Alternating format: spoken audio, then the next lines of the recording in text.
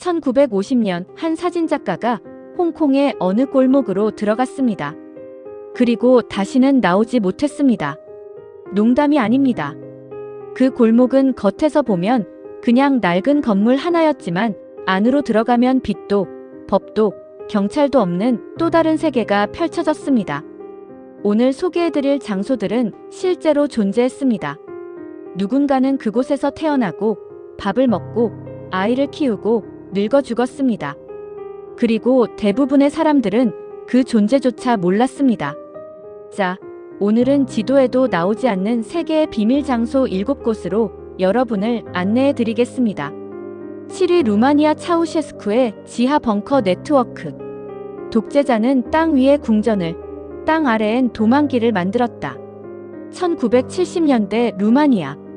동유럽의 작은 나라의 한 남자가 군림하고 있었습니다. 니콜라의 차우셰스쿠. 소련의 눈치조차 보지 않았던 독자 노선의 독재자.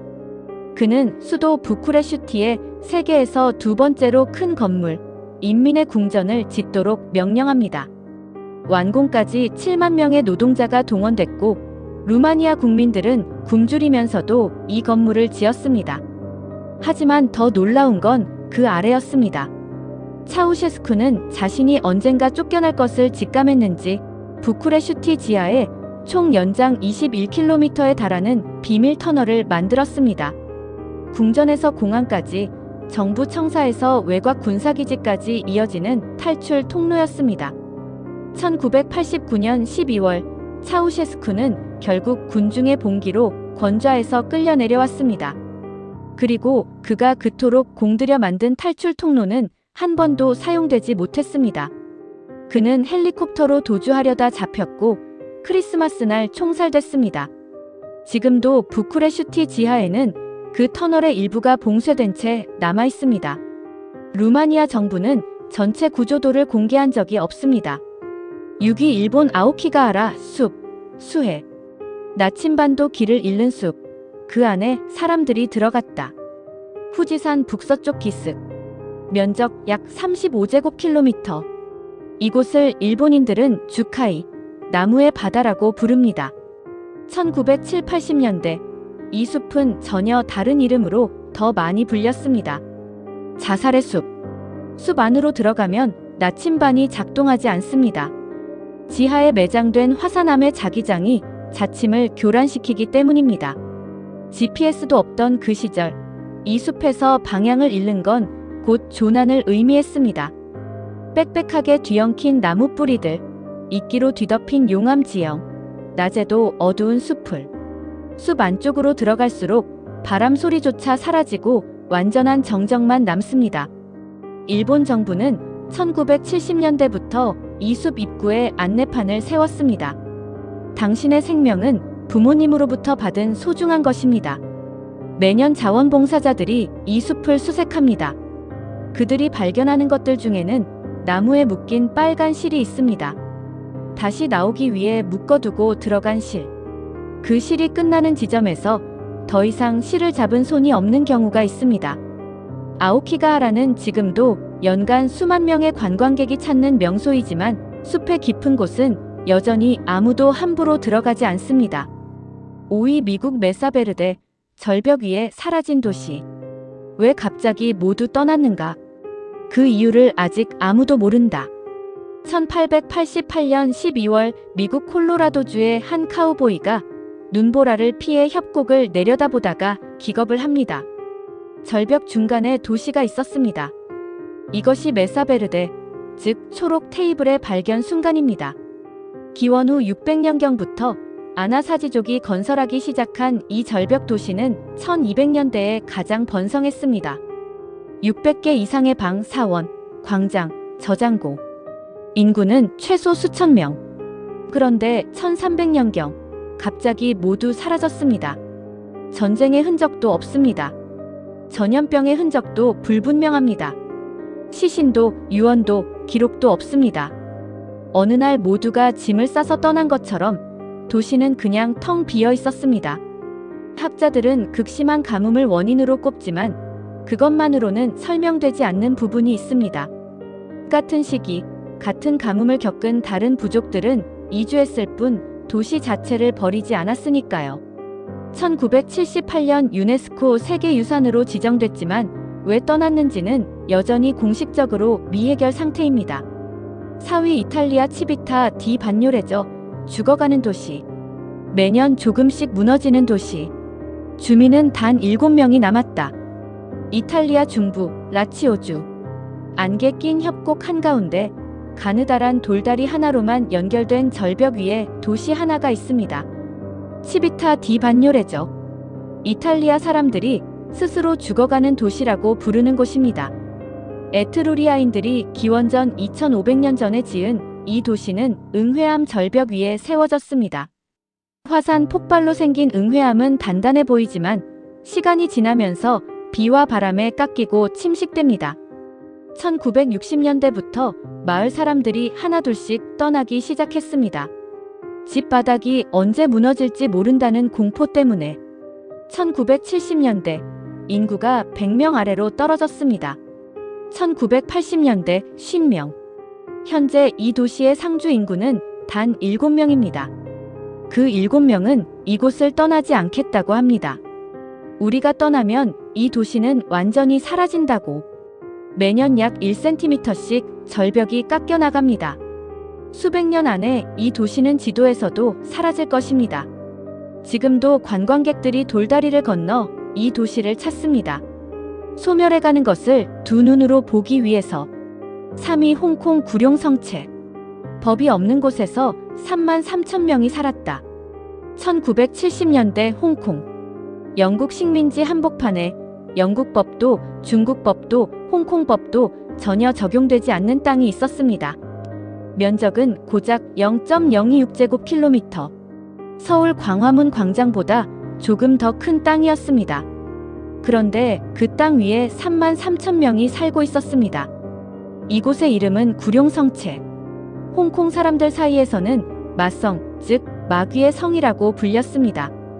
구룡성체는 원래 청나라 시대에 지어진 작은 군사 요새였습니다. 1898년 영국이 홍콩을 99년간 조차할 때 이 작은 요새만큼은 묘하게도 협약에서 빠져버렸습니다. 결과적으로 영국도 나중에 들어선 중국 정부도 이곳을 자기 땅이라고 주장하기 어려운 행정의 공백지대가 탄생했습니다.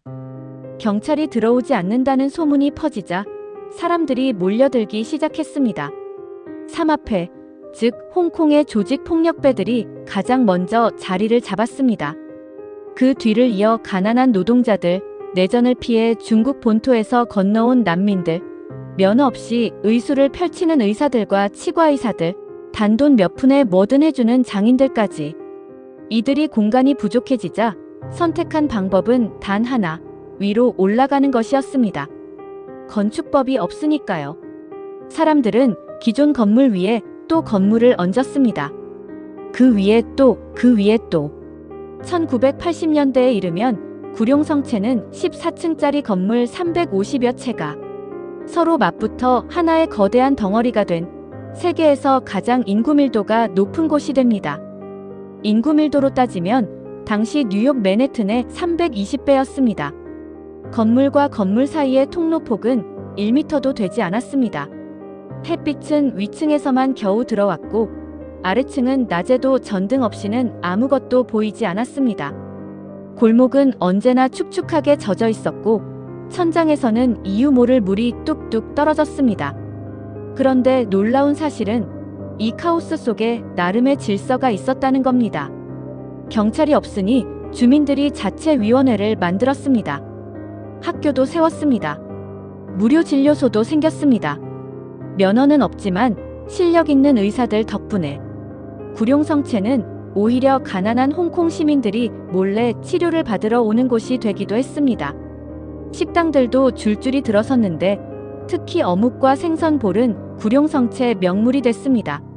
지금도 홍콩 어르신들 중에는 그 맛을 어디서도 못 찾겠다고 하시는 분들이 있을 정도입니다. 1987년 홍콩 정부가 마침내 철거를 결정합니다. 주민들을 이주시키고 1993년 완전 철거. 지금 그 자리에는 아이들이 뛰어노는 구룡 채성 공원이 들어서 있습니다. 깔끔하게 정비된 정원을 걷다 보면 한쪽에 작은 안내판이 있습니다. 이 자리에 과거 구룡 성체가 있었습니다. 딱 그 한 줄. 33,000명의 삶이 그 한 줄에 담겼습니다. 2위 터키 데린쿠유 지하도시. 땅속 85m, 수만 명이 살았던 고대 도시. 1963년 터키 중부의 카파도키아 지역. 한 남성이 집 지하실 벽을 허물다가 이상한 공간을 발견합니다. 어두컴컴한 구멍 하나. 호기심에 손전등을 들고 들어가 봤더니 방이 하나 더 있었습니다. 그 방에서 또 통로가 이어졌고 그 통로를 따라가니 또 다른 방이 나왔습니다. 그 방에서 또 계단이 나왔고 계단을 따라 내려가니 그것은 끝이 없었습니다.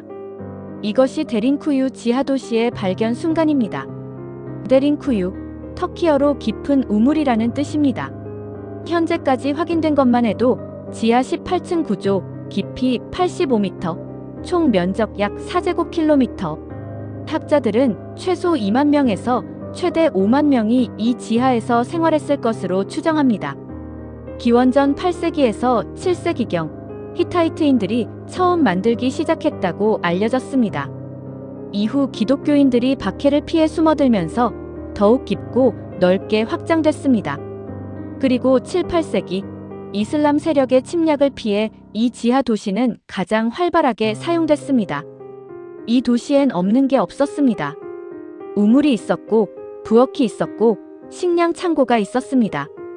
와인과 기름을 만드는 착즙 시설도 있었고 학교도 있었고 교회도 있었습니다. 심지어 가축을 키우는 공간까지 있었습니다. 가장 놀라운 것은 환기 시스템입니다. 지하 85m까지 신선한 공기를 보내는 수직 통풍구가 무려 52개. 각 층은 서로 독립적으로 공기를 순환할 수 있도록 설계돼 있었습니다. 그리고 외적이 침입했을 때를 대비한 거대한 돌문. 직경 약 1.5m, 무게 200에서 500kg짜리. 원형 돌을 굴려 문을 막으면 밖에서는 절대 열 수 없는 구조였습니다. 안에서만 여닫을 수 있는 최초의 보안 도어인 셈이었습니다. 지금 우리가 지하철 역사를 불편하다고 느끼잖아요. 그런데 이 사람들은 자녀를 낳고 키우고 학교 보내고 교회 가고 술 담그고 그걸 지하 수십 미터 아래에서 했습니다. 그것도 수백 년 동안. 왜 이렇게까지 했을까요? 당시 지상은 말 그대로 전쟁터였기 때문입니다. 히타이트, 페르시아, 알렉산더 대왕, 로마, 비잔틴, 아랍, 셀주크 튀르크.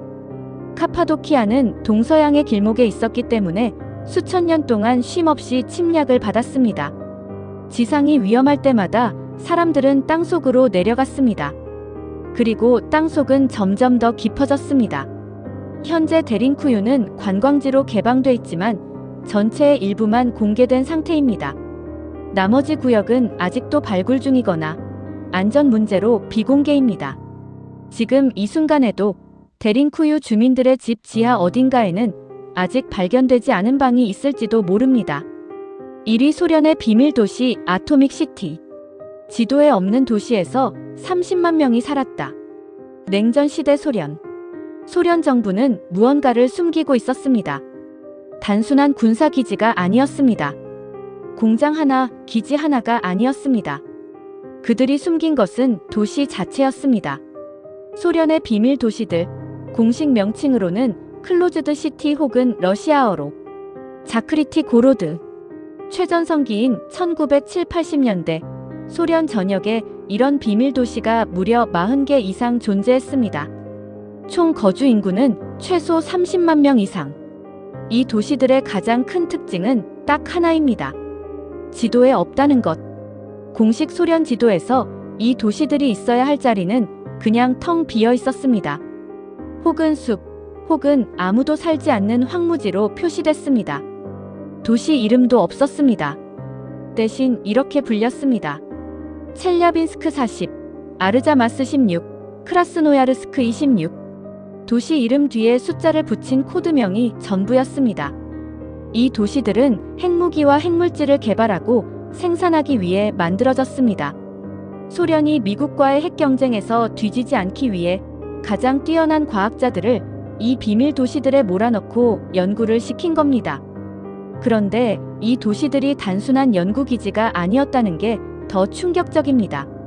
아파트가 있었고, 학교가 있었고, 병원이 있었고, 극장이 있었고, 빵집이 있었습니다. 소련 어디서도 보기 힘들었던 최고급 식료품과 물자가 이 도시에는 넘쳐났습니다. 체리, 오렌지, 고기, 버터. 당시 일반 소련 시민들이 줄을 서도 구하기 힘들었던 것들. 왜냐하면 이 도시에 사는 사람들이 떠나서는 안 됐으니까요. 비밀 도시에 배치된 과학자와 기술자, 그리고 그 가족들은 도시를 나가려면 특별 통행증이 필요했습니다. 무단으로 도시를 벗어나는 건 사실상 불가능했습니다. 외국인은 물론 통행증 없는 소련 시민도 접근 자체가 금지됐습니다. 가장 유명한 비밀 도시는 아르자마스 16, 지금의 러시아 사로프입니다. 소련 최초의 핵폭탄이 이곳에서 개발됐습니다. 소련의 로스엘러모스라고 불리기도 합니다.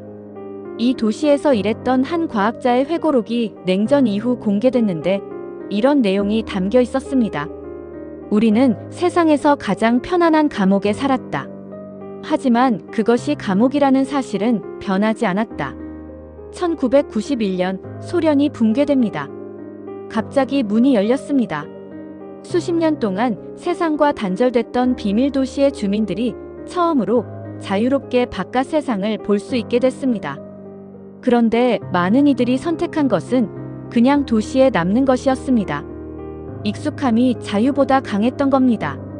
현재 사로프는 여전히 러시아 연방 핵무기 센터로 운영 중이며 지금도 외부인은 특별허가 없이 출입이 불가합니다. 세상이 바뀌어도 그 도시의 문은 여전히 닫혀 있습니다. 오늘 소개해드린 7곳, 루마니아의 지하 벙커, 일본의 수해, 미국의 절벽 도시, 이탈리아의 소멸하는 마을, 홍콩의 구룡성체, 터키의 데린쿠유, 그리고 소련의 비밀 도시들. 이 장소들은 모두 인간이 극한의 상황에서 만들어낸 공간입니다. 법이 없어서, 침략이 두려워서, 국가가 숨겨서, 혹은 땅이 무너져서. 그 이유는 달랐지만 결과는 하나였습니다. 사람들은 그 안에서 그 환경에 적응하며 살아갔다는 것. 인간이 얼마나 강하고 또 얼마나 수능적인 존재인지, 그리고 동시에 얼마나 억압받아도 일상을 만들어내는 존재인지. 이 7곳의 이야기는 그것을 조용히 보여줍니다. 여러분이 기억하시는 가장 신비로운 장소는 어디입니까? 살면서 한 번쯤 이런 곳이 실제로 있었구나 싶었던 곳. 댓글로 남겨주시면 감사하겠습니다. 다음에는 또 다른 비밀 장소, 비밀 역사로 찾아오겠습니다. 오늘도 끝까지 봐주셔서 감사합니다.